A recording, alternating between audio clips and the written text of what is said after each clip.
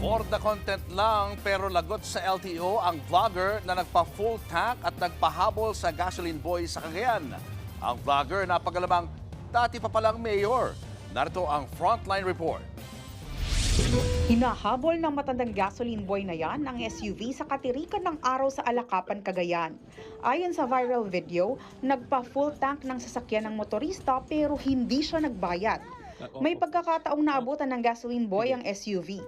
Pilit niya itong pinapahinto pero patuloy lang sa pagtawa ang sakay nito na isa palang vlogger. Hinayaan lang niya ang kanyang SUV driver na magpatuloy sa pagmamaneho. Abort!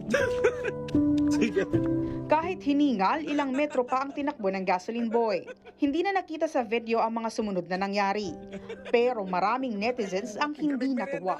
Marami ang nagtag sa Land Transportation Office para panagutin ng vlogger na kinilalang si Harry Florida, dating mayor ng Alakapan, Cagayan. Ayon sa kanya, ang gasoline boy sa video ay si Tyson na isa ring vlogger. Kaya paano raw huhulihin? Lumalabas na for the content lang pala ang viral video as scripted ito. Pero hindi umubra kay LTO Chief Marcos Lacanilaw ang pantitrip na yan. Pinagpapaliwanag pa rin ng ahensya ang ex-mayor vlogger. Actually, kilala ko siya, identify ko na siya. Yung nakakataas siya sa buhay, inaabuso nila. So hindi tama yun na pahabol-habulin niya yung tao niya sa init ng araw.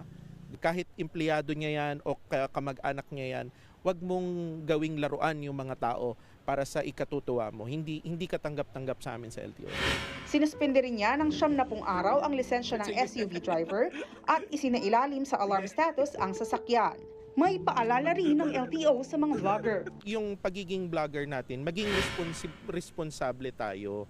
Hindi yung magbibigay tayo ng hindi magandang halimbawa sa mga kababayan natin. Sina-challenge pa natin ng gobyerno na hindi sila kayang hulihin. Kami, huhulihin namin sila at seryoso kami. Kasi kung hindi natin gagawin to, hindi tayo titino. Wala pang pahayag sina Tyson at Florida, pati na ang SUV driver, bagamat binura na ng ex-mayor ang viral video.